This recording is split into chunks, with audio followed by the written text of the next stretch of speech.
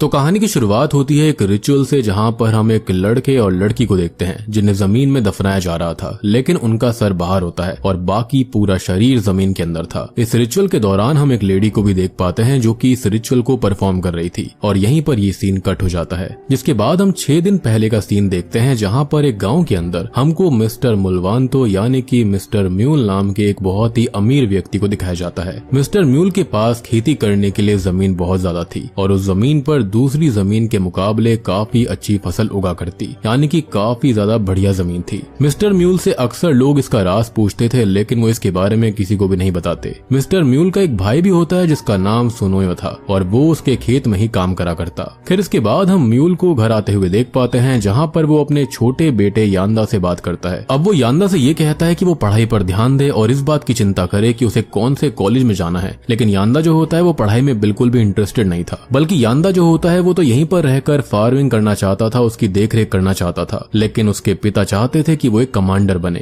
खैर अब तभी वहीं पर हम म्यूल की भतीजी को भी देख पाते हैं जिसका नाम अजंग है, और वो असल में सुयोनो की बेटी है, यानी कि उसके भाई की। अब यहाँ पर हम देख पाते हैं कि अजंग उनके यहाँ का सारा काम करती थी। अब मैं आपको बताना चाहूंगा कि म्यूल के टोटल 3 बच्चे हैं, जिसमें सबसे छोटा बेटा यांदा है, उसकी बहन का नाम है नूरी और एक सबसे बड़ा भाई है जिसका नाम है सेसा। खैर अब सेसा पढ़ लिख कर काफी सक्सेसफुल हो चुका है, जो कि डॉक्टर बन गया है, और नूरी का कल ग्रेजुएशन था, जिसके बाद वो इंजीनियर बन जाएगी। फिर इसके बाद म्यूल अपनी बीवी ईबू के पास जाता है, जहां पर वो उससे अपने बेटे यांदा की बात करता है। यांदा के पास अपॉर्चुनिटीज हैं, लेकिन वो उसका प्लांटेशन संभालना चाहता था, यानी कि फार्मिंग वगैरह करना चाहता था। अब ये सुनकर ईबू ये कहती है कि उसे बिल्कुल भी फोर्स ना करा जाए, यांदा को जो ठीक लगे वो उसे करने दिया जाए। यहाँ पर ये लोग बात कर ही रहे होते हैं कि तभी म्यूल कॉफी पीता है, जिसे पीते ही उसकी बॉडी में कुछ होने लगता है, उसकी तबीयत अचानक से खराब होने लगती है। तब ईबू उसको संभालती है। खैर अब सीन अगले दिन पर आता है और आज था क्लियोन ट्यूसडे, और इसके बारे में मैं आपको आगे समझाऊंगा कि ये होता क्या है। खैर यहाँ म्यूल नहाने जाता है और शावर और गीजर को ऑन करता है, लेकिन तभी उसकी हालत खराब होने लगी थी। इसी बीच गीजर में अचानक से शॉर्ट सर्किट होता है, जो कि पानी शावर से आ रहा था उसमें करंट भी फैल जाता है, और इस बात से अनजान म्यूल उस पानी पर पैर रख देता है, जिससे कि उसकी मौके पर मौत हो जाती है, जिससे कि पूरा हंसता खेलता परिवार सदमे में आ गया था, तबाह हो गया था। खैर इसके बाद हम नूरी को देखते हैं, जो कि अपने पिता की मौत के बारे में सुनकर घर आ गई थी। अब यहाँ जो म्यूल था उसकी मौत क्लियोन ट्यूसडे को हुई थी, और ये दिन काफी ज्यादा अशुभ माना जाता है, और ऐसा इसलिए क्योंकि जब कोई इस दिन खत्म हुआ करता तो मान्यता ये कहती है कि खत्म होने वाली की स्पिरिट अपने करीबी लोग या फिर परिवार वालों को उनके साथ ले जाती है। खैर तभी हम नूरी को देखते हैं जो कि काफी ज्यादा रो रही होती है, और तभी यहाँ पर सेसा भी आ जाता है, और सीसा का भी सेम हाल था, और ईबू का तो पूछो ही मत, उसकी हालत तो बहुत ही खराब हो चुकी थी।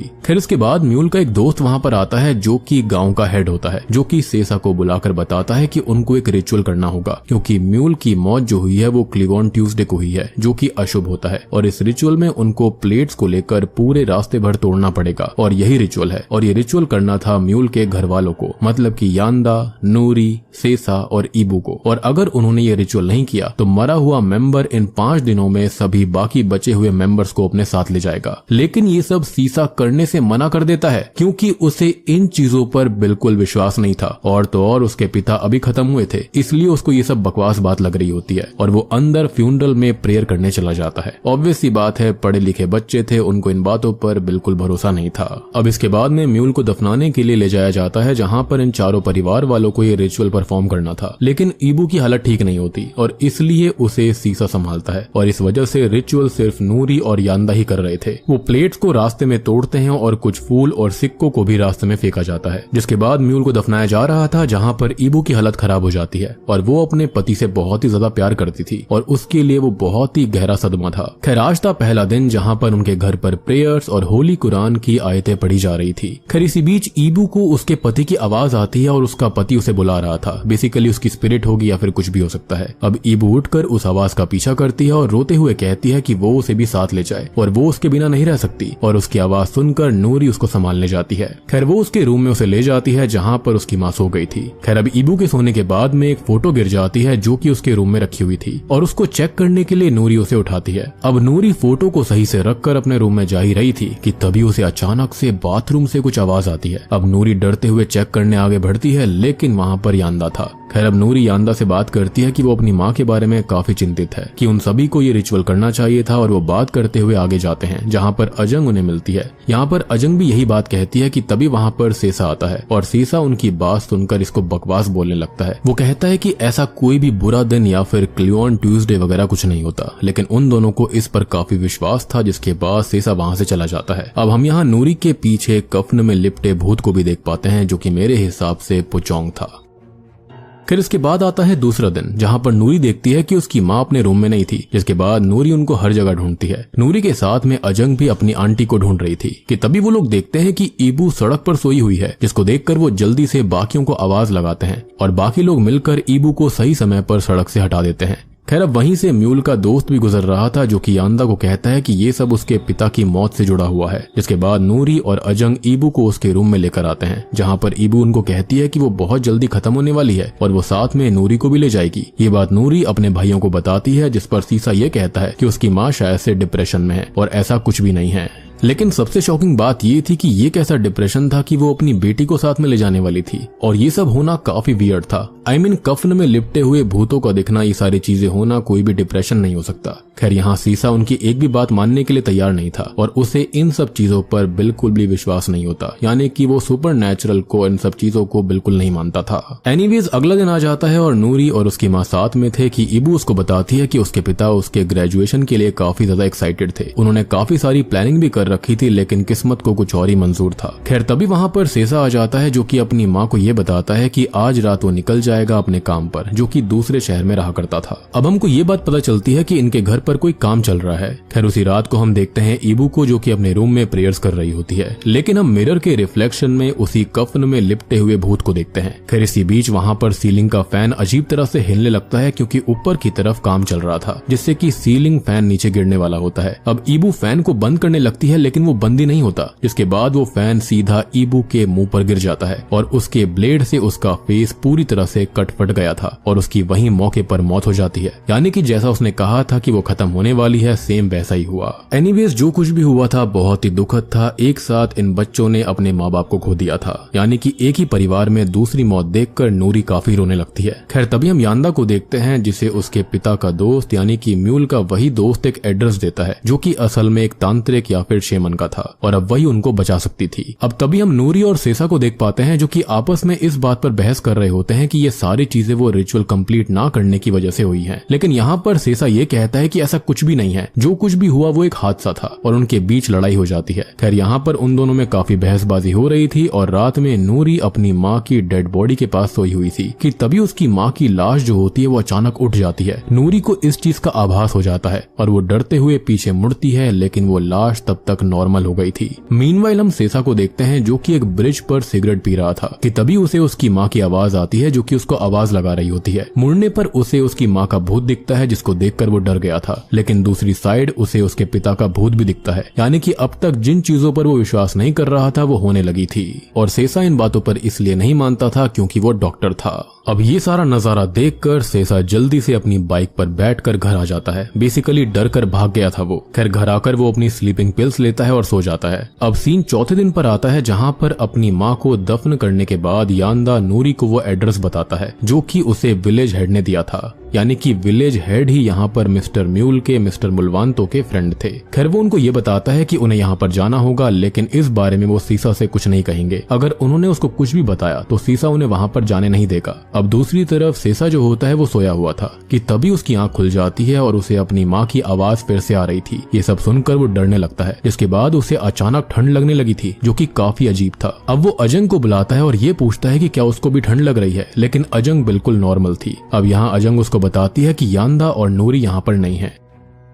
अब दूसरी ओर हम नूरी और यांदा को देख पाते हैं, जो कि वो शेमन के घर पर पहुंच जाते हैं, जिसका नाम सुकमा था, यानी कि मबा सुकमा, और वो सुकमा के घर के अंदर चले जाते हैं। अब तभी घर पर सेसा अजंग को बुलाता है और नूरी और यांदा के बारे में पूछने लगता है कि वो कहाँ पर गए हैं और अभी तक नहीं लौटे। तब अजंग उसको बताती है कि शायद ये लोग विलेज हेड के कहने पर कहीं पर गए हैं, क्योंकि आखिरी बार उसने यांदा को उससे बात करते हुए देखा था। खैर अब ये बात बताकर अजंग अपने काम करने चली जाती है। अब सेसा भी अपने रूम में आ जाता है, जहाँ पर वो बिस्तर के नीचे कुछ ढूंढने लगता है कि तभी उसे वहाँ पर उसकी माँ की आंख मिलती है और ये जो सीन होता है वो काफी ज्यादा क्रीपी था। खैर अपनी माँ की आंख को देखकर वो काफी डर जाता है, लेकिन जब वो दोबारा देखता है तो वो आंख वहाँ से गायब हो गई थी। अब वहाँ पर उसको एक पुड़िया मिलती है जो कि काले जादू से रिलेटेड लग रही थी। ये देखकर वो उसका फोटो खींचता है और नूरी को पहुंचा देता है। तभी विंडो का दरवाजा तेजी से खुलता है जिससे सीसा डर गया था। अब सेसा खिड़की के पास जाता है कि तभी उसे उसके पिता की लाश दिखाई देती है, जिसको देखकर वो अपना मुंह मोड़ लेता है, जहाँ पर उसे उसके पिता बाहर दिखते हैं और वो उसके पिता के पीछे बाहर चला जाता है। बेसिकली वो काफी ज्यादा क्यूरियस हो गया था कि उसके पिता जो खत्म हो गए थे वो यहाँ पर आ कैसे गए।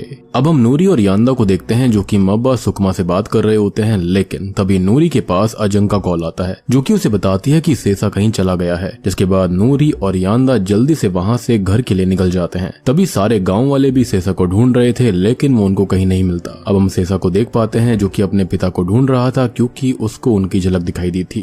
लेकिन तभी उसके सामने उसकी माँ की आत्मा आती है जिसको देखकर वो डर के मारे भागने लगता है। लेकिन तभी उसका पैर एक बियर ट्रैप में फंस गया था, यानी कि भालू वाले ट्रैप में, और इससे वो काफी घायल हो जाता है। तभी नूरी और यांदा वहाँ पर आ चुके थे और वो अपने भाई को ढूंढने लगते हैं। अब सेसा अपने पैर को आजाद करता है, लेकिन वो काफी घायल हो गया था। वो रोड पर आता है जहाँ पर वो एक पिकअप कार को रुकवाता है और उसे वो क्लिनिक छोड़ने के लिए कहने लगता है, जिसके चलते वो पिकअप कार वाला उसको क्लिनिक तक ले जाता है। अब ये पिकअप कार उसे क्लिनिक के बाहर उतार देती है, जिसके बाद सेसा क्लिनिक के अंदर जाता है। लेकिन वहाँ पर कोई था नहीं और इसलिए वो खुद ही स्ट्रेचर पर लेट जाता है, जिसके बाद कोई उसे ले जाने लगता है और ये कोई और नहीं बल्कि उसके माँ बाप की स्पिरिट थी। अब यहाँ पर वो ये देखकर बेहोश हो जाता है, लेकिन जब उसकी आंख खुलती है तब वो अपने आप को मुर्दा घर पर पाता है। ये देखकर वो काफी डर गया था कि वो क्लिनिक से यहाँ पर कैसे आ गया। अब तभी होता यह है कि मुर्दा घर के सारे मुर्दे जिंदा हो जाते हैं और उसकी तरफ बढ़ने लगते हैं। ये देखकर सेसा काफी डर गया था और वहाँ से वो हड़बड़ी में भागता है, लेकिन तभी उसका पैर फिसल गया था और तभी एक नुकीला ऑब्जेक्ट उसके सर में घुस जाता है और वो वहीं ऑन द स्पॉट खत्म हो गया था। अब सभी लोग सेसा को ढूंढ रहे होते हैं कि तभी उनको पता चलता है कि एक पिकअप कार वाले ने उसे क्लिनिक पर छोड़ दिया था। ये सुनकर सभी लोग क्लिनिक जाते हैं, लेकिन वहाँ पर उन्हें उसकी लाश मिलती है। ये देखकर नूरी और यांदा बहुत ज्यादा सदमे में चले गए थे क्योंकि उनके तीनों परिवार वाले खत्म हो गए और ये काफी शॉकिंग था क्योंकि देखो सबसे पहले तो माता पिता का साया इनके सर से छिन गया और माता पिता के जाने के बाद में बड़ा भाई ही पिता समान होता है, जिसके बाद में यहाँ पर उनका बड़ा भाई भी अब नहीं रहा था। खैर अब 5वां दिन आ जाता है जहाँ पर दोनों भाई बहन टूट गए थे और वो ये कहते हैं कि काश उसकी माँ और भाई भी वो रिचुअल कर लेते। दोनों लोग यही सोच रहे होते हैं कि शायद वो उसी रिचुअल से बचे हैं, लेकिन ऐसा बिल्कुल नहीं था।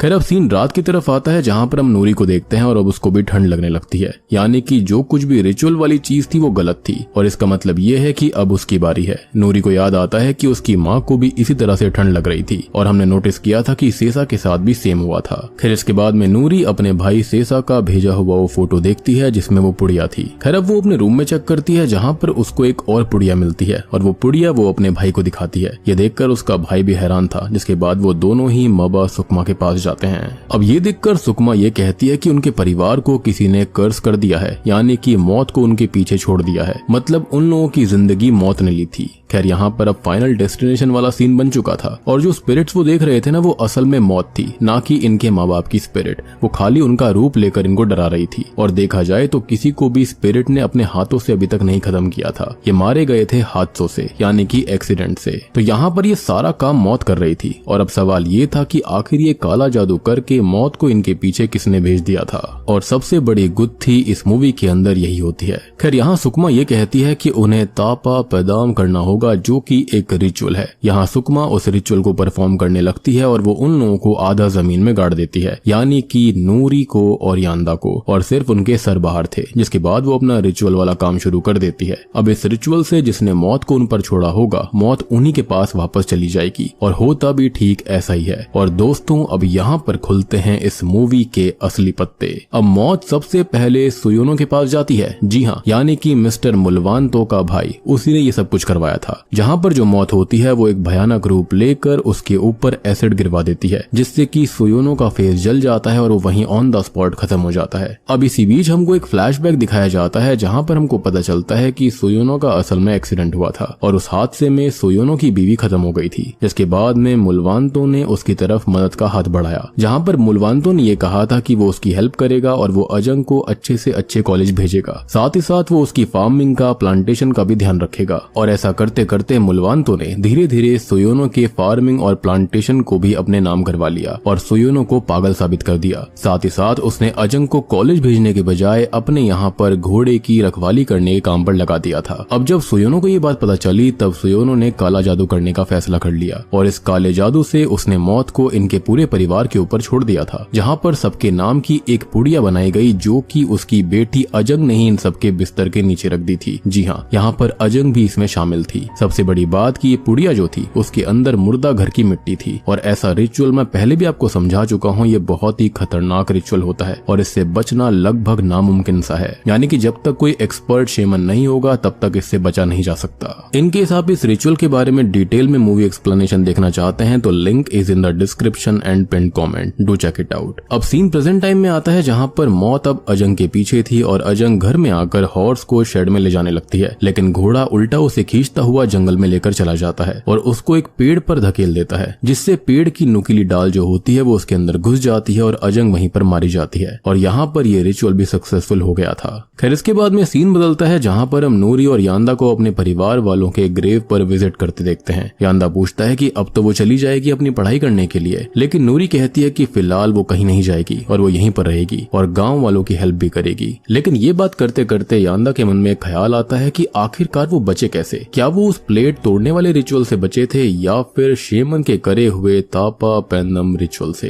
एनीवेज इसके बाद में हम एक मिड क्रेडिट सीन को देखते हैं जहाँ पर हम विलेज हेड को देख पाते हैं, यानी कि बूदी को। और ये विलेज हेड वही है जो कि एक टाइम पर मूलवांतो का फ्रेंड हुआ करता था, जो कि शॉकिंगली मबा सुकमा से मिलने आता है। और सबसे बड़ी बात ये थी कि सुकमा जो होती है वो हंसते हुए नमस्कार करते हुए उसको यहाँ पर ग्रीट करती है। साथ ही साथ बूदी जो होता है वो काफी ज्यादा हंस रहा था, विच इंडिकेट्स कि कहीं ना कहीं ये सब चीजें उसने ही इनडायरेक्टली करवाई थी, यानी कि विलेज हेड हो ना हो एक बुरा इंसान था। और हम जानते हैं कि म्यूल के पास में बहुत सारी जमीन थी जो कि काफी ज्यादा उपजाऊ थी और इसके बारे में उसने कभी भी विलेज हेड को दोस्त होने के नाते कुछ नहीं बताया था कि आखिरकार उसने ये सब किया कैसे। एंड हो ना हो पक्का म्यूल ने यहाँ पर कोई ना कोई रिचुअल करवाया होगा जिसके चलते ये सब हो रहा था। And what I believe is कि विलेज हेड जानता था कि दोनों भाई में आपस में बिल्कुल नहीं बनती है और मूलवांतो ने यानी कि म्यूल ने सोयोनो के सारे खेत हथिया लिए थे, तो उसने इस बात का फायदा उठाया होगा और उसी ने इस रिचुअल के बारे में सोयोनो को बताया होगा, जिसके चलते उसने ये रिचुअल करवा दिया। उसने एक तीर से दो निशाने लगाए थे कि दोनों ही परिवार खत्म हो जाएंगे और उसके बाद में जमीन उसके अंडर में आ जाएगी। और ये जो शेमन थी ना वो कहीं ना कहीं मुझे काफी ज्यादा इविल लग रही थी। ये कोई नॉर्मल शेमन तो बिल्कुल भी नहीं थी, हो सकता है कि किसी डीमन को विलेज हेड ने अपने बस में कर रखा होगा। और आप यहाँ पर देख ही चुके हो कि दोनों भाई खत्म हो चुके हैं, दोनों की बीवियां खत्म हो चुकी हैं और बच्चे भी नहीं बचे थे, खाली 2 बचे हुए हैं और वो खुद बहुत ज्यादा नादान है। और मुझे लगता है कि अब विलेज हेड इनकी जमीन को हथिया लेगा और यही उसका प्लान था जिसमें वो कामयाब हो गया। और बूम, इसी के साथ में द डिसीज्ड मूवी यहीं पर खत्म हो जाती है। तो दोस्तों ये थी द डिसीज्ड फिल्म की कहानी। उम्मीद करता हूँ कि आपको कहानी पसंद आई होगी। अब इस फिल्म के अंदर जो हमको रिचुअल दिखाया गया है यानी कि तापा पैनम, वो बिल्कुल रियल रिचुअल है। और तापा पैनम एक पुराना हावानीज रिचुअल है जिसके अंदर इंसान खुद को जमीन के अंदर कब्र जैसा गड्ढा खोद कर दबा देता है और कफन पहनता है और बस एक छोटा सा पाइप रखा जाता है ताकि वो सांस ले पाए। ये तपस्या इसलिए करी जाती है ताकि इंसान अपने मन और शरीर को कंट्रोल करे, परिवार के लिए प्रोटेक्शन, सेहत और बहुत कुछ अच्छा मांगे और एक सिंबॉलिक मौत, रीबर्थ का स्पिरिचुअल अनुभव भी पा सके। और कुछ लोग इस चीज को सुपरनैचुरल शक्ति पाने का तरीका भी मानते हैं। और आपने एंड में नोटिस किया होगा कि एक तरह से यांदा और नूरी को दूसरा जन्म ही मिला था, क्योंकि अगर वो ये रिचुअल नहीं करते तो मौत उनको अपने साथ ले जाती। बेसिकली उनका रीबर्थ ही हुआ था। बाकी एंड में हेड विलेज की जो भी थ्योरी थी या फिर वो जो कुछ भी प्लॉट कर रहा था, मैंने उसके बारे में आपको ऑलरेडी समझा दिया है। और बाकी यहाँ पर ऐसा कुछ है नहीं जो कि मुझे आपको समझाना पड़ेगा। उम्मीद करता हूँ कि आपको फुल डिटेल्ड एक्सप्लेनेशन अच्छे से समझ में आ गई होगी। तो वीडियो अच्छी लगी है तो लाइक कर देना, चैनल के ऊपर नए हो तो सब्सक्राइब कर लीजिए। और रिसेंटली मैंने एक बहुत ही इंटरेस्टिंग फिल्म को एक्सप्लेन किया है, इन केस आपने मिस कर दी है जाकर देख लीजिए। उसका लिंक आपको नीचे पिन्ड कॉमेंट में टॉप पर ही मिल जाएगा। तो मैं आप सबको मिलता हूँ अगली वीडियो के साथ में, तब तक के लिए